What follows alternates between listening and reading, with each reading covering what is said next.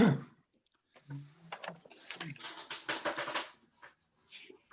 Okay. I was. Bottom left. Oh, I find it. These all these fancy iPads. Why do we have to go on mute? One or two people's.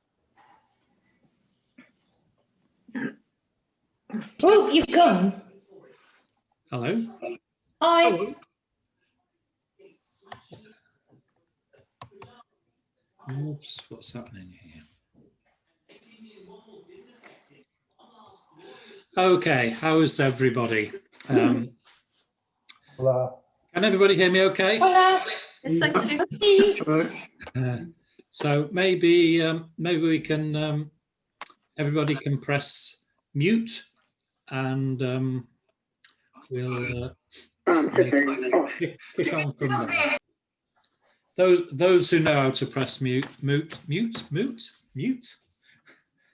Those that don't, I'm thinking of Suzanne here, can stay live. Who have we got? We got a full complement today.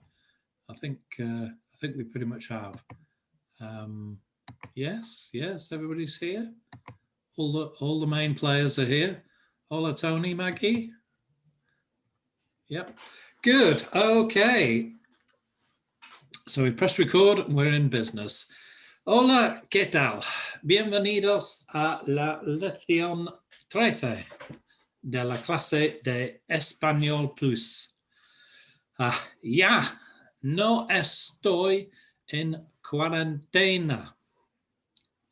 He cumplido mi condena y ahora soy libre.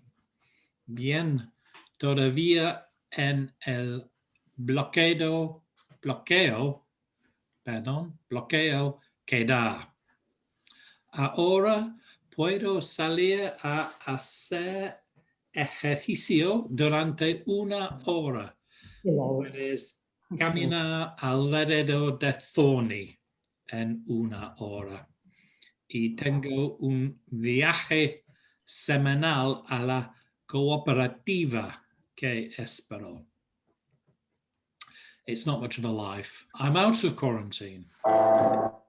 I've completed my sentence, and now I'm free. Well, out of lockdown, or still in lockdown.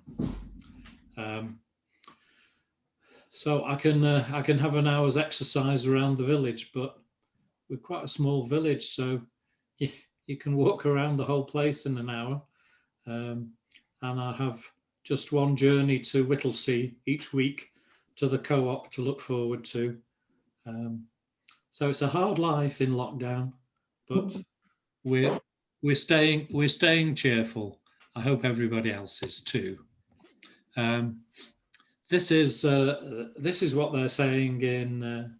This is what they're giving us public information in Ecuador. Got sent to me via one of my family out there. Hoy más que nunca no recibas visitas, por favor. What does that mean? Today more than ever, please don't have visitors. Don't receive visitors. Ni tú sabes de dónde viene quien te visita. Y esa persona tampoco sabe lo que tú hiciste ayer. So slightly distracted there because a nice cup of tea arrived on my desk to the side. Seamos conscientes. So ni tú sabes. So you don't know where they've been, who they visited, and the people don't know what they did yesterday. So seamos conscientes. Stay aware. Let's be aware, I think. Yeah, let's be aware. So I like the cartoon of the guy covered in COVID vaccine. It's a cheerful thought. They've gone for the scare tactics over there. And so, ¿Qué tenemos esta semana? I think it's the same as last week. We're going to kick off with homework from last week. Our book, Crimen en Barcelona, and our second book, 101 Conversations in Simple Spanish. And then we've a little bit of homework for this week to run through. So let's kick off, should we? We'll start with the homework from last week. So we had our second video from Andrea, isn't it? Andrea at Spanish Land School. And it was 6 common mistakes Spanish speakers make, part 2. So it makes us up to 12 common mistakes. The first one, I didn't realize you were here. So realizar seems like a good substitute, doesn't it? But it's one of those, it looks as if it should be a cognate, but it's not. It means to carry out, as in we might say somebody realized their ambitions or realized their goals. So we cannot say no realice que estabas aquí. To say realize in the sense of understanding, say darse cuenta de. And you have to conjugate the verb darse. So to say, I didn't realize you were here, darse goes in the past tense, preterite. No me di cuenta de que estabas aquí. And you can use that for lots of other things. Didn't realize I needed a ticket. No me di cuenta que necesitaba un boleto. I didn't realize you had a new car. No me di cuenta de que tienes un auto nuevo.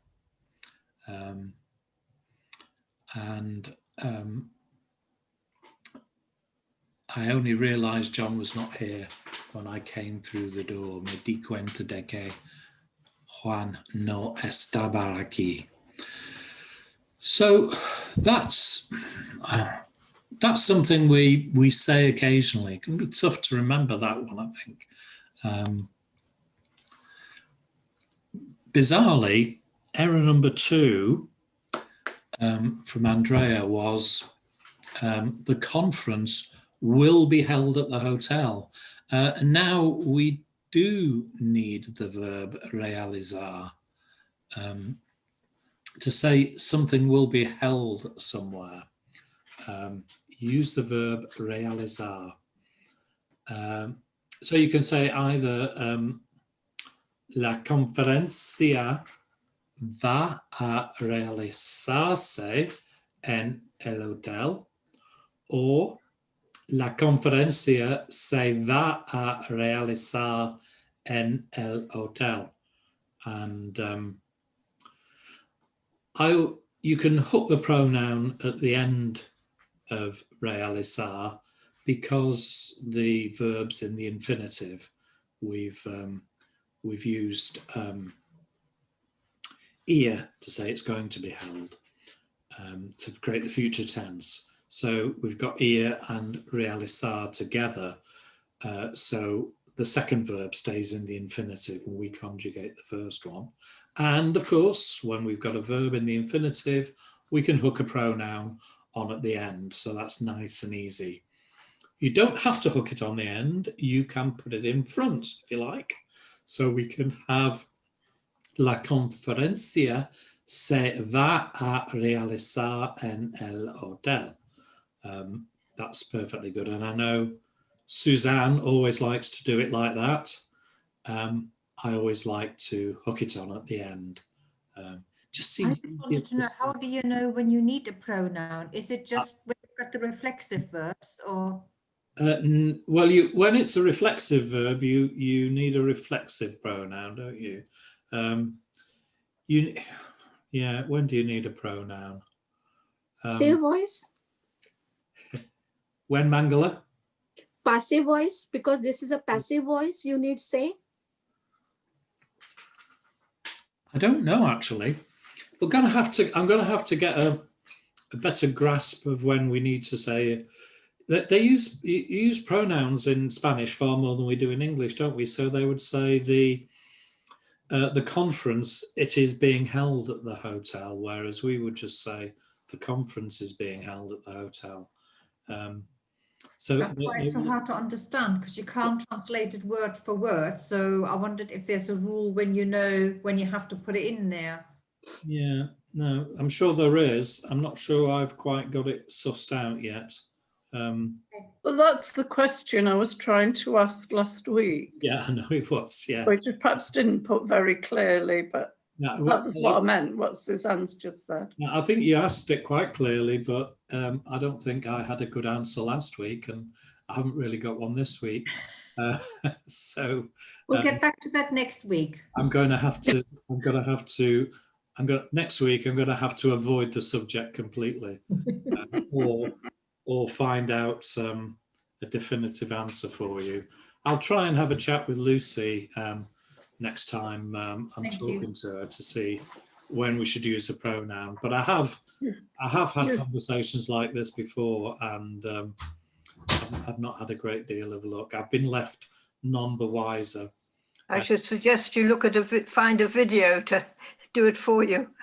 Yeah, maybe we'll look at when to use the pronoun. Yeah, let me see. I'll scour YouTube.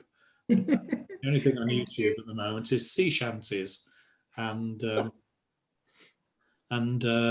covers of Ozzy Osbourne songs, John, which I've forgotten to share with everybody, but I will do that. John sent me a Spanish version of Ozzy Osbourne. Paranoid. Yeah. Paranoid. Can I just say, I've had a look this week to try and understand these pronouns, but I can't, and I can't find anything on it. The ones that I find difficult are when you're saying things like, I am going to help my wife to clean the house. So you're saying, I am going to help her, my wife, to clean the house. Yeah, that's another one. That I don't get at all. And I've looked for that this week, but there's nothing I've found at all to help with it. No, it seems to be a Spanish language thing. Do you think it suddenly clicks after years and probably all becomes clear? Yeah, I think I understand it better than I used to, but when I have to explain it to you, then it's impossible. Clearly I don't. So there we go. We'll keep my policy is, when in doubt, stick one in.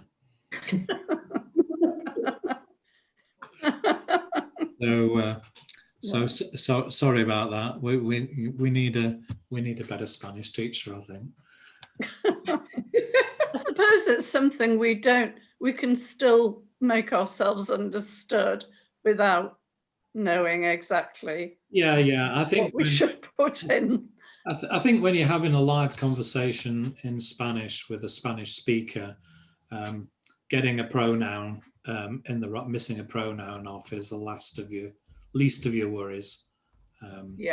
So that's what I found, and nobody's ever said to me. So Lucy probably has a time or two. You need to set a pronoun in there, but she's a very tough teacher. She's exactly what you need. Right, so you can, apart from using realizar, you can also use the phrase llevar a cabo to carry out. So we could say, la conferencia va a llevarse a cabo en el hotel, or if we prefer to put the pronoun in front of ir, we can do. And I've given some examples here the replay of the match will be held at Peterborough on Wednesday. La repetición del partido se va a llevar a cabo en Peterborough el miércoles. And another football-y type sentence. The first game was held at Cambridge on Wednesday. El primer partido se llevó a cabo en Cambridge el miércoles. So llevar a cabo works well too. I don't think I'm ever gonna get those two in my head because I think I'd use them so rarely. But if that is part of your regular speech, it's worth maybe knowing that. So here's a more useful one. My car broke down yesterday, and we talked a bit about this last week or the week before. Definitely don't use romper. Don't say mi carro se rompió ayer, because although that is broken, it means broken into pieces rather than not working.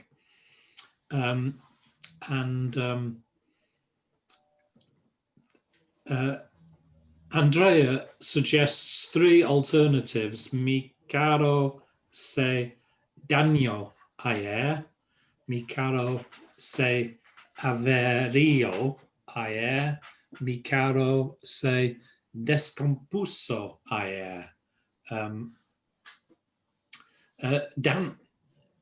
They mean slightly different things. Dañar, averiar, and descomponer all mean to damage. So you're saying my car's damaged. Eric? Yes. On your forms that you get when you hire a car in Spain, there's a column there. It says dano. Does it dañar? Yeah. Yeah. Descomponer also means to decompose. And looking at some of your earlier cars, and my earlier cars, that might not be a bad function. Mine's certainly decomposed. I asked my son what he would say, and he said, "Mi carro se dañó ayer." He says he's never heard averio or descompuso. He's never heard that used. So daño, mi carro se dañó ayer, is the one that he would choose. I said, could you say mi coche no funciona? And he said, we'd never say coche in South America. It's always carro. But he didn't have any objection to no funciona. He said, they don't say that, they say daño, but no funciona would be understood.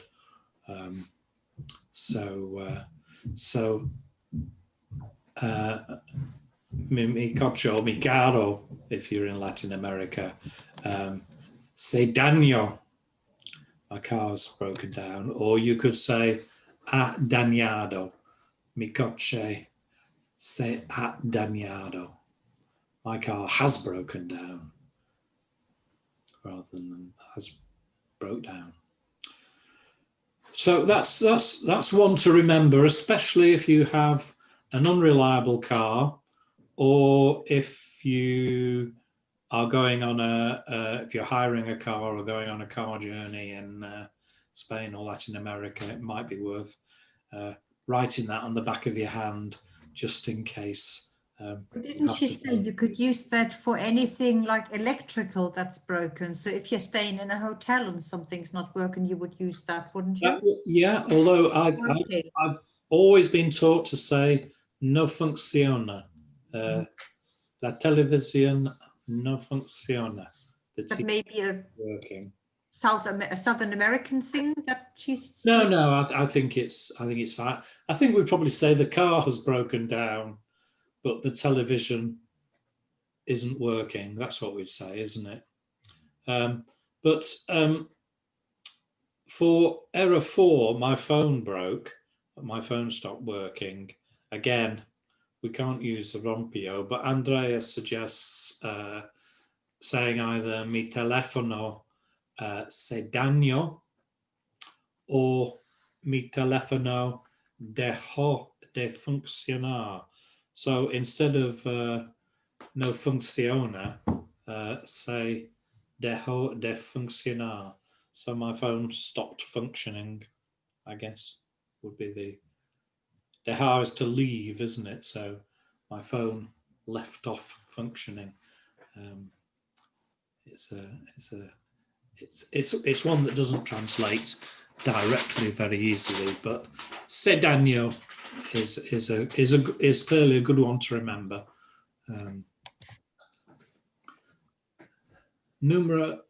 Error number 6. My sister moved to Panama, so I'd fall into this trap. I'd walk straight into this one. Mover, to move. And of course, in the UK, when somebody is moving house, we say move, don't we? We use that verb. In Spain, they have a verb mudar, to change, and if somebody is going to a new house, they say they're changing house rather than moving house, and that seems to be the case in Latin America too. So my sister moved to Panama. Mi hermana se mudó a Panama. But you can say voy a mover los muebles mañana. I'm going to move the furniture tomorrow. Or podrías mover tu auto, por favor. Would you be able to move your car, please? So moving and moving house, different verbs in Spanish. The Spanish say to change house rather than to move house. It's nicer in some ways, do you think? It's sort of more appropriate because your house isn't moving, is it? You're changing the house when you think about it. So it's more appropriate, maybe. So we have error number 6, I think, which is there was a lot of traffic because there was an accident. And of course, my favorite word in Spanish is hay, meaning there is or there are. So if we want to use I in the past tense, we say either había or hubo. So Andrea says, había mucho tráfico porque hubo un accidente. So she's used both versions of the past tense of I in this instance. And it was sort of clear why you used one and then the other, but I did think that the sentence that she chose wasn't the best illustration, maybe. So when there are many items, so in this instance there's lots of traffic, use había. And when there was just one thing, in this case an accident, use hubo. So había and hubo and the correct use. Just a little tricky one to get your head round. So what would you use for gente? Because it's la gente, even though it's more than one person. Where's that? Sorry. No, it's not on there. But I was just thinking because gente is more than one person, but the article is la, isn't it? Yeah. So I guess you would use hubo. Okay. I think it's the imperfect tense and the preterite. I think the first one is like describing that there were things going on and then there was one accident. Is that a way of looking at it? That was the way I took it when she was explaining. Right. It wasn't Yeah, totally I did as clear, well. Well, but so I wasn't sure if I'd understood properly or not. But Yeah, the accident's finished, isn't it? It's complete. Yeah. yes, Yeah. yeah. But there was Accidents. still traffic going on, building up for a while, I suppose. So. Yeah. it's ongoing, isn't it? Yeah, in my book, it says it's the imperfect and the preterite. Okay, all right. So I'm leading you up the wrong track here. Let's have a look at 501 verbs and see what haber is. Ubo is the preterite, yes. Yeah, there was an accident. Accident's finished. And Abia, abia, the imperfect. abia is the imperfect. Yeah, abia. Yeah, my book's got an example. Había mucha gente. There were a lot of people. Yeah. But is there an example of Ubo or not just? Well, yes, it says hubo una guerra. There was a war. Uh-huh. Although the war maybe went on for a long time. We assume it's finished. Beginning and an end. Yeah. Okay. Okay. Yeah. Well, good. I think well, without a lot of help from me, you've cleared that one up nicely. I'll refine the notes for this so we get it right. Yeah. Okay. So we have some sentences from last week, which we were translating into Spanish. So let's take a look at these and see what we did. I'll tell you what I got, and if anybody's got a better version, then we can share it. So it's difficult to remember where I put my keys. I said es difícil recordar donde dejo mis llaves. I think it would be okay to say donde pongo mis llaves, if you prefer. Eric, why not puse, please? Why not puse? Puse. Yes, I use puse. Donde puse. Yeah, Yeah. Miss Levis.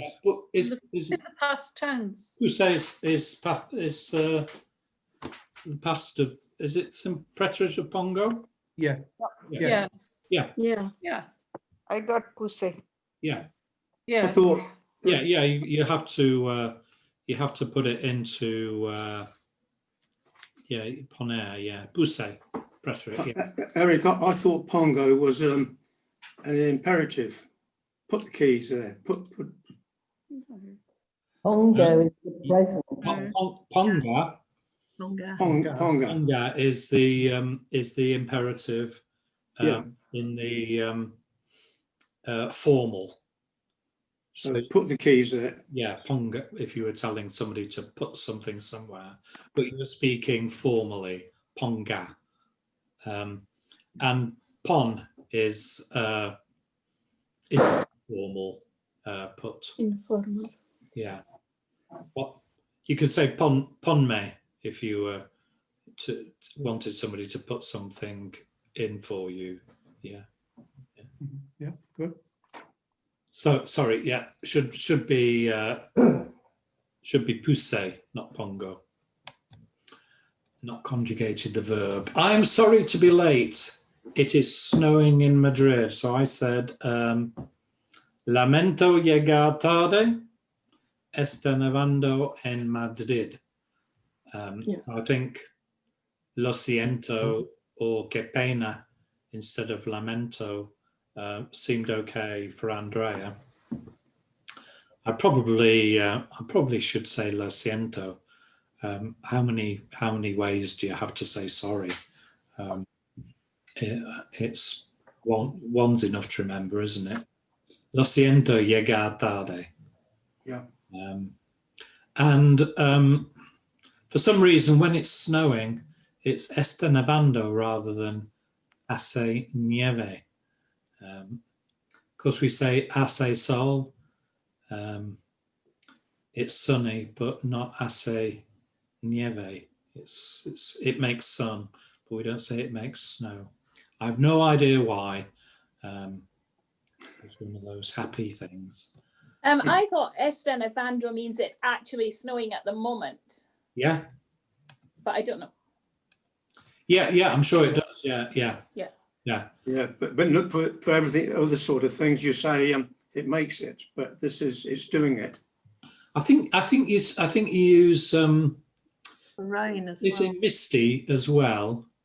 I think we say esta, don't we? Yeah, jodiendo. Yes. Oh yeah.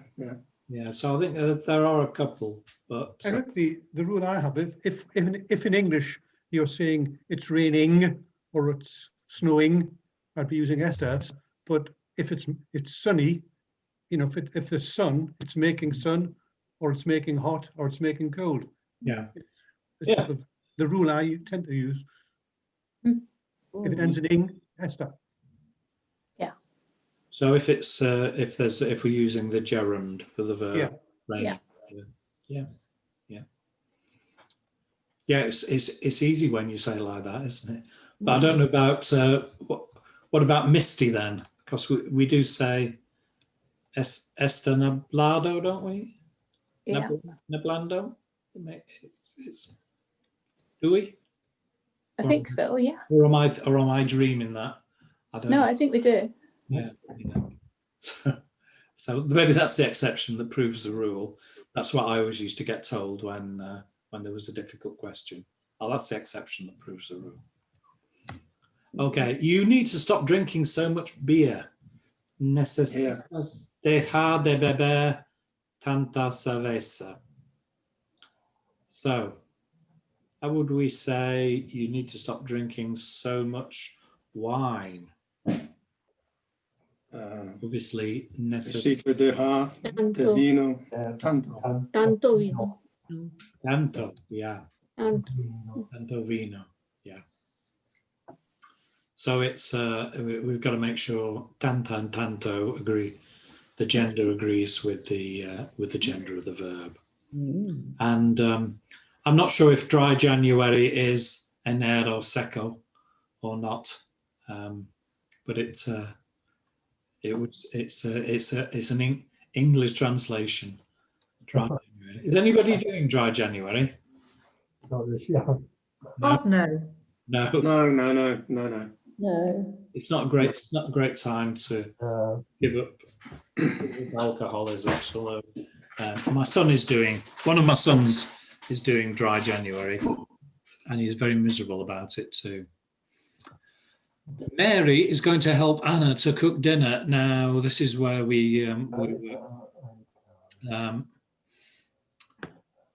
Mary va a ayudarle a Anna a preparar la cena. Or we can say Mary le ayudará a Anna a preparar. So either of those is fine. So we can hook the pronoun in the first sentence. We can hook the pronoun on the end of ayudar because we've got two verbs together, ir and ayudar. So we can hook the pronoun on the end of the second verb because it's in the infinitive. In the second example, I've used ayudar in the future. So ayudará, and we can't hook the pronoun on the end of a conjugated verb, so we have to put it in front. Mary le ayudará. If Suzanne wants to, she can, in the first one, she can say Mary le va a ayudar a Anna. That's perfectly good as well. This old pronoun can whiz around. Eric, could you say S. Ido is going? Is going. Yeah. Maria S. Ido. Yeah. That's Uda.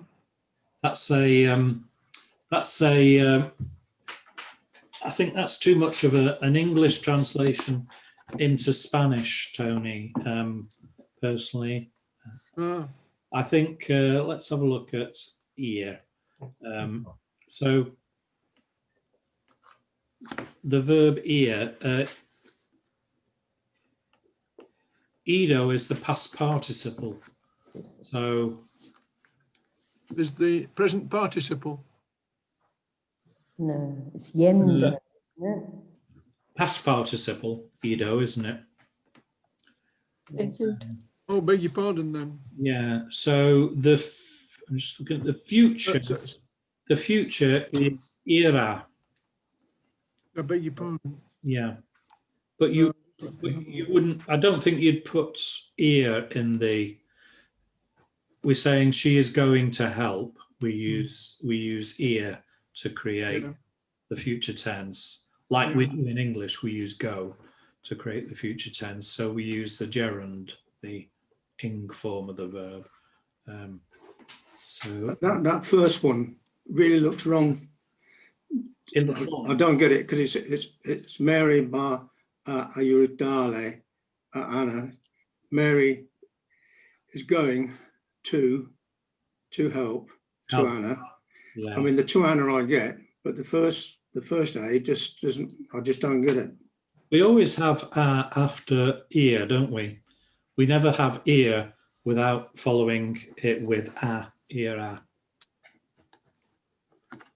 Whenever we use ear, it's always followed by to go to do something. Yeah. Yeah.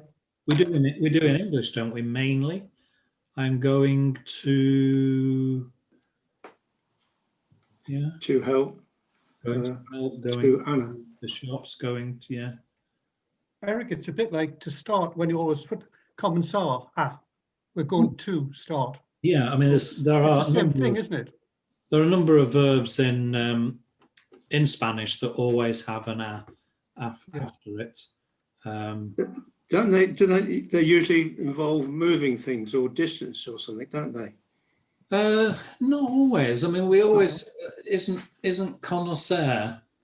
We always use after connoisseur to know when we're talking about knowing somebody or knowing a place. That is personal Conocer will be personal for somebody. If it's a person, yeah. Right. Yeah, I believe that. I believe the is definitely needed there. Yeah. Here it's just part of the construction. The rule is if you want to make a future using ear, you have ear, and then the infinitive, isn't it? That's right, yeah. Because in the infinitive, you've got to anyway, haven't you? To help. Yeah, but as part of the construction in the Spanish, yes, you have to have the yeah, as well as the infinitive. To us, it sounds like it's double effort, but to them, it doesn't. Yeah. Okay. Can you also? I mean, you've used preparar. Could you have used to cook, as in cocinar? Yeah. Oh, yeah. You could. Yeah. And probably that's. I mean, that is the right translation. I've said to cook dinner in the question, and I've said prepare dinner in the answer. So yeah, that's just me mixing my verbs up. Don't worry about that. What do you expect? I was just making sure I hadn't just misunderstood to cook. What did mean only cooking dinner, not preparing dinner. Yeah, no, it works the same. Right. Yeah. Okay, so it's easy to sit in front of the TV. I said, es fácil sentarse en frente de la televisión. Could you say delante, as in literally in front? Because doesn't enfrente mean opposite in front, as opposed to? Yeah, so enfrente does mean sort of facing. Yeah. Yeah. I think if you said delante de, you'd be sitting in front of the TV, maybe with your back to the TV, possibly. When we talk about buildings, if a building's in front of another building, delante is fine. But if a building is in front of another building, as in the opposite side of the street, enfrente de.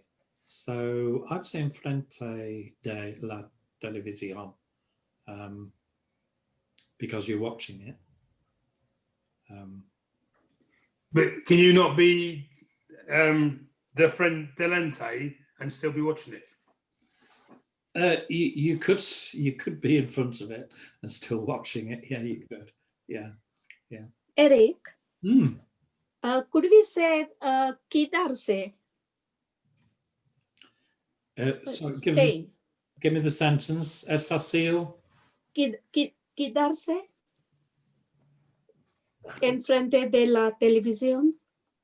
What verb are you using in that instance, Mangala? Quedar. Quedar. To remain. To remain in front. To remain in front. Of television. Yeah, you could do. Yeah. Okay. Yeah. I mean, we'd say he's been sitting in front of the television for hours. In that sense, you could say he's remained in front of the television for hours. Yeah. It's easy to remain in front of the TV. Yeah, that would work. Are you going to help me to wash the dishes? ¿Me vas a ayudar a lavar los platos?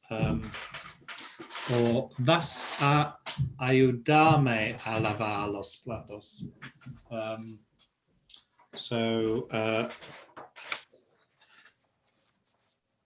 Everybody happy with that? Yeah. Yep. No problem. It's easy to do. So no problem. No hay problema. That was pretty straightforward.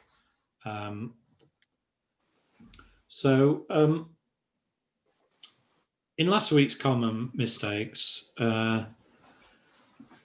Andrea wanted to say it's difficult or it's easy. Just say es fácil. You don't have to say es fácil de or es fácil para. So I've looked at this and I spoke to Lucy about it, and she said that if you're saying no problem, it's easy to do, you have to say es fácil de hacer. But if you specified what you were doing, you don't need the de. So it's no problem, it's easy to do, es fácil de hacer. But no problem, it's easy to make cakes. Es fácil hacer pasteles. So you don't need the de in that case. So I think I think according to Lucy anyway, she's not got that one quite right. And the examples I've given on the slide here, and I'll include these in the notes.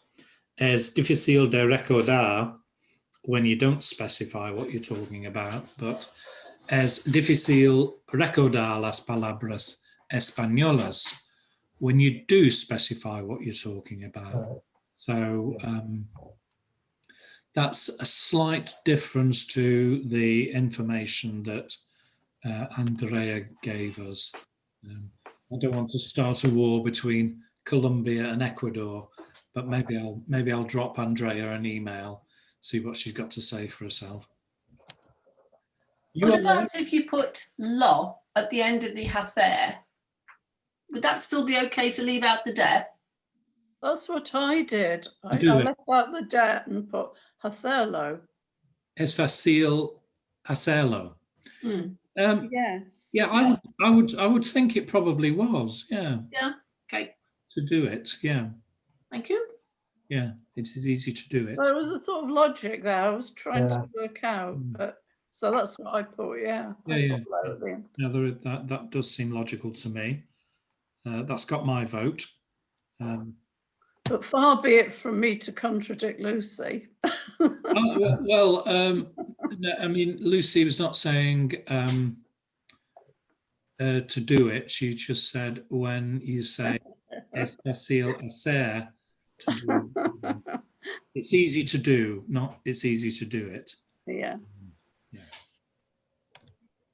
So you're right. I need to stop smoking. You're right. We had that one last week. Tienes razón. And that's one that I think is fairly easy to remember. To stop smoking, they say to leave smoke. That's what they use dejar, to leave. So necesito dejar de fumar. Dejar de, to stop.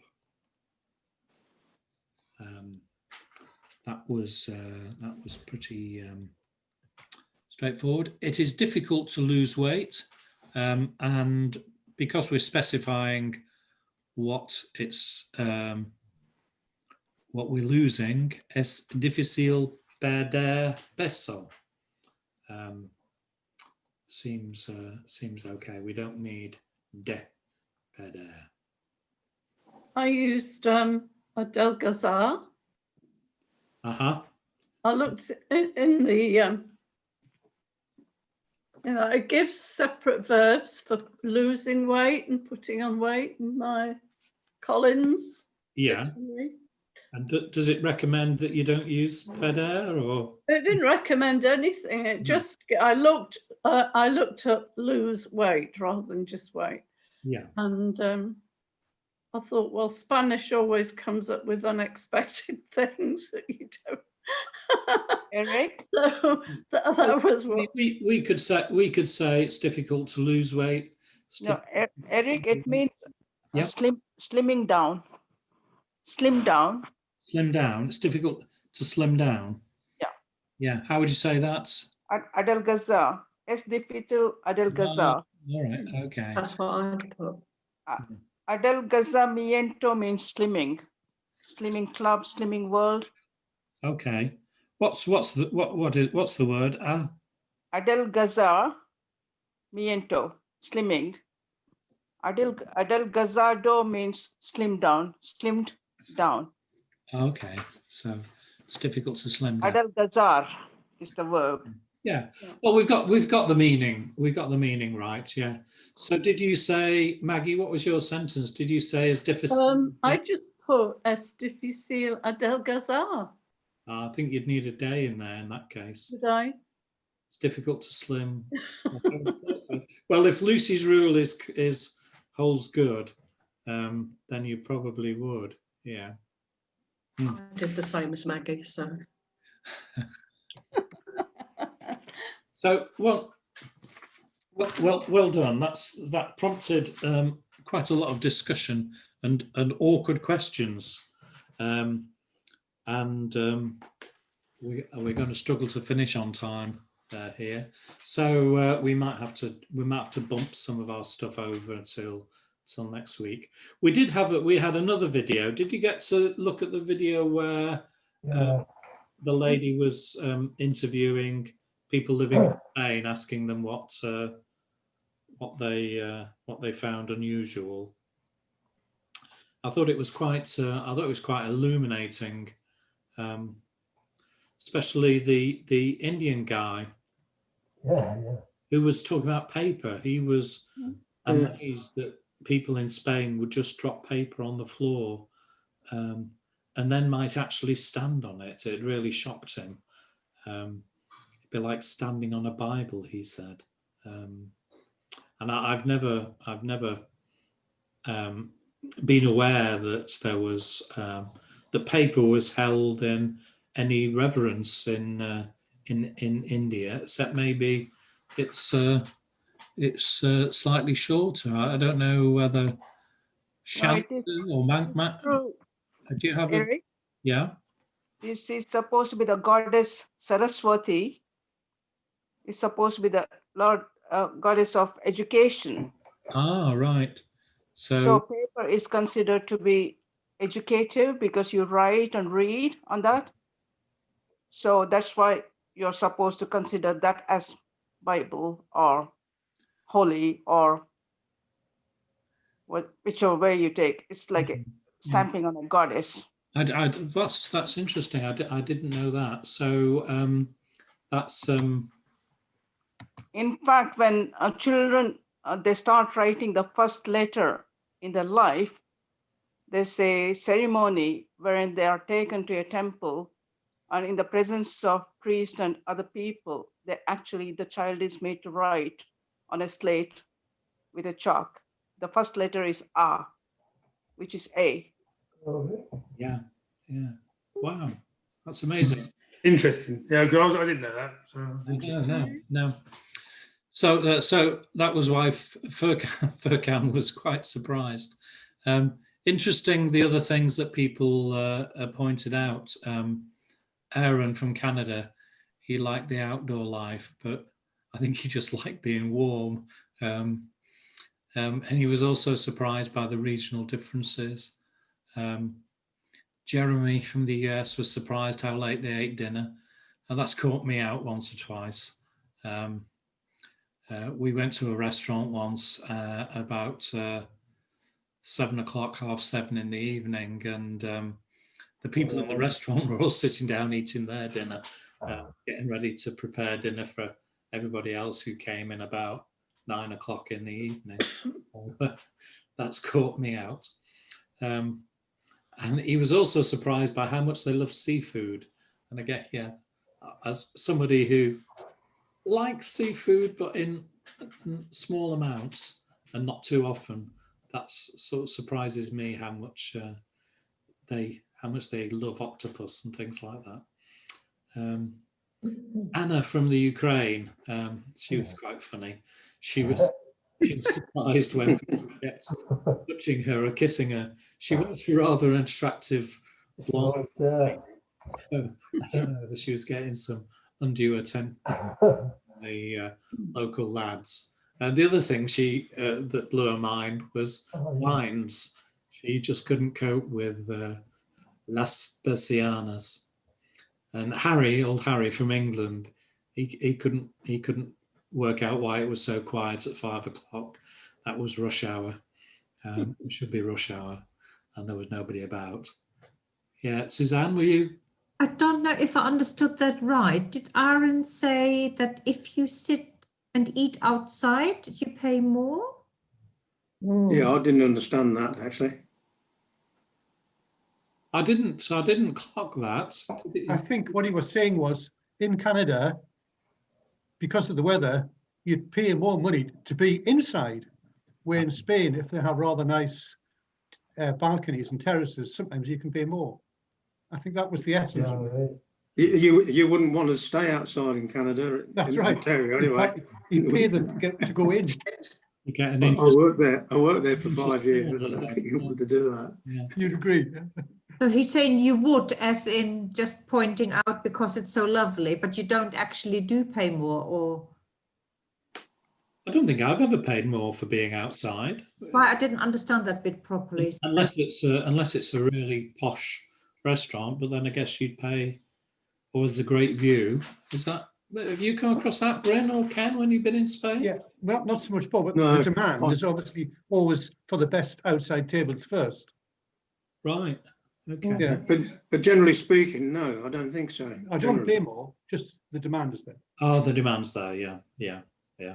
So you could slip the waiter 10 euros and 10 euros.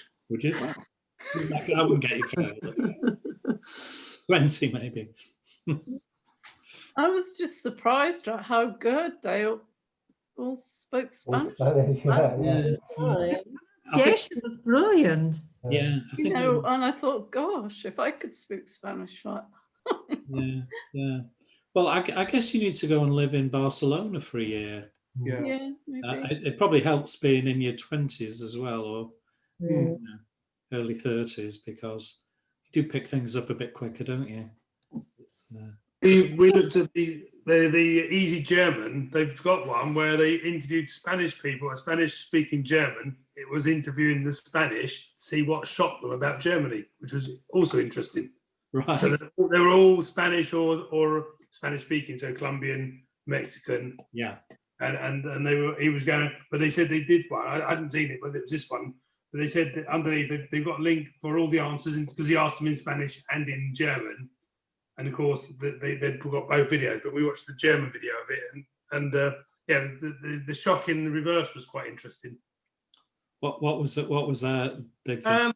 Well, most of them were the same. It was dinner times and the lack of touch. But one was that they were surprised how little they spoke on the tube.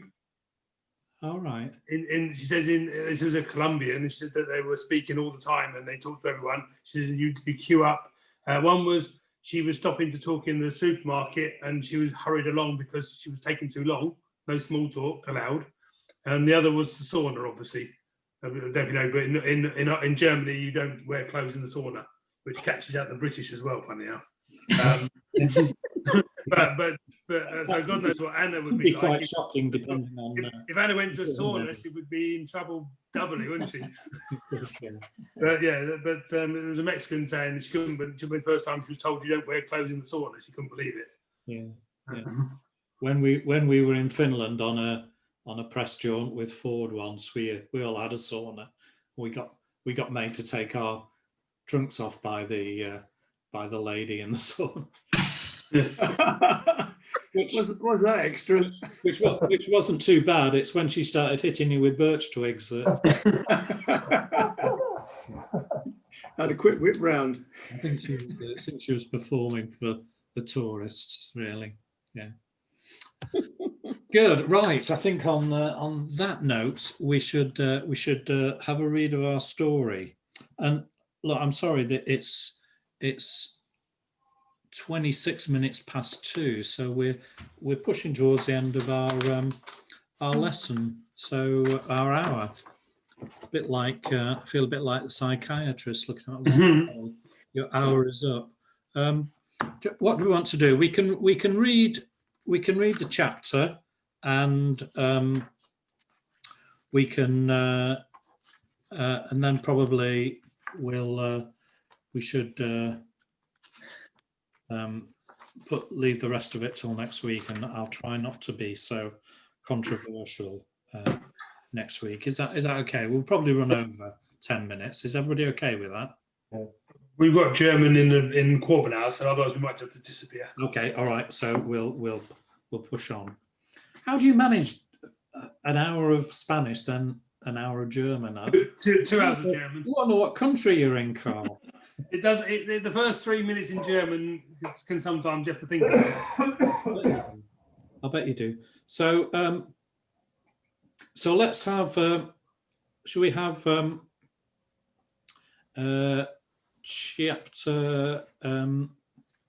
chapter 23, and we'll do that one. So could we get so Carl did the morning class as well as the afternoon class, and apparently he kept his head down all morning. It's a very difficult morning, lots of questions, and Carl managed to escape. So he was voted the most unpopular person in the class. I hadn't noticed, but everybody else had. I was made to promise that he had to do twice as much work in future, which is a bit mean, Carl. It wasn't your fault, wasn't it? Absolutely. I was being polite and didn't want to speak out of turn. You were there, willing and able. So maybe you'd read the first half of chapter 23, and John McNichol, would you translate afterwards, please? Yeah, we'll do it. Yeah. Excellent, good stuff. Let's go. Okay. Un sábado de verano, Enrique fue a la casa de Valencia sin Felipe. Luego, un poco antes de mediodía, de inmediato los ordenó a los cocineros que preparan su comida. Los pidió un bistec, papas fritas y ensalada. Cuando el chef le dijo que no tiene bistecs, Enrique se enfureció. Empezó a gritarle a todos los cocineros: sois todos unos inútiles, buenos para nada. Lo único que debéis hacer es comprar la comida. Ni siquiera so podíais hacer. Yeah. So when you get a Q and a U together, it's a K sound, Carl. So ni siquiera. Ni siquiera. Ni siquiera. It's easier than trying to do a Q in Spanish. A K. Siquiera. S. Good. John. Yeah, okay. One Saturday in the summer, Enrique went to the house in Valencia without Felipe. He arrived a little before noon. Excuse me. Immediately ordered the chef's cooks to prepare him food. He asked for a steak, chips, and salad. When the chef said they didn't have steaks, Enrique was furious. He started to shout at all the kitchen staff. You're all useless, good for nothing.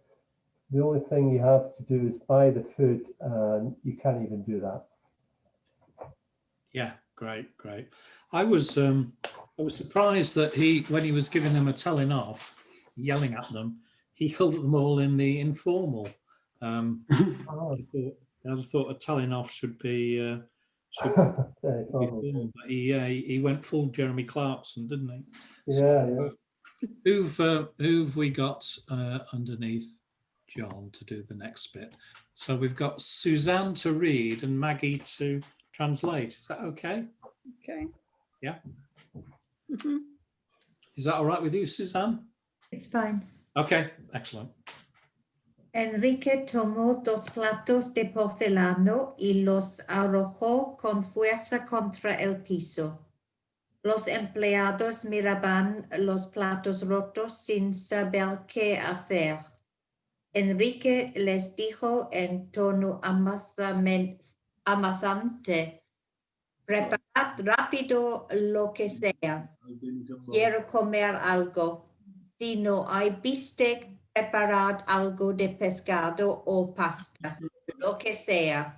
No os quedéis mirando como unos imbéciles. Juntad esos platos rotos. Y mucho cuidado con decirle algo de esto de Felipe. Mucho cuidado. Yep, good. So we can use roto in this instance because the plates were broken in pieces, so that's good.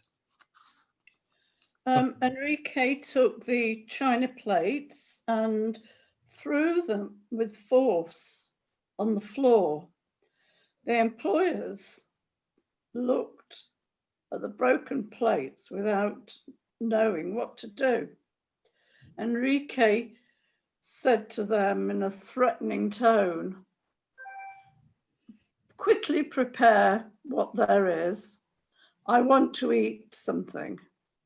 If there is no beef steak, prepare something, some fish or pasta, whatever there is. And don't stay there looking like imbeciles. Gather up those broken plates and be careful when you say something about this to Philip. Very careful. I'm not sure that that last bit was right. Well, I think the direct translation is tricky. Yeah. Be careful what you say Be to. careful what you say, yeah. Would say, wouldn't we? Be careful what you say about this to Felipe. Yeah, yeah. I think it's looking more and more like Enrique is the killer, but could just be a character assassination to lead me to think that. So apologies for getting my timing so far out today. I'll try and do better next week. I'll send around lesson notes and some more information about what we've been discussing, and I'll try and seek some explanations as well. So I'll give me a little while to try to sort that. But well, what an interesting lesson! I've learned all about Indian gods of education and all kinds of other stuff as well. It's been an interesting lesson.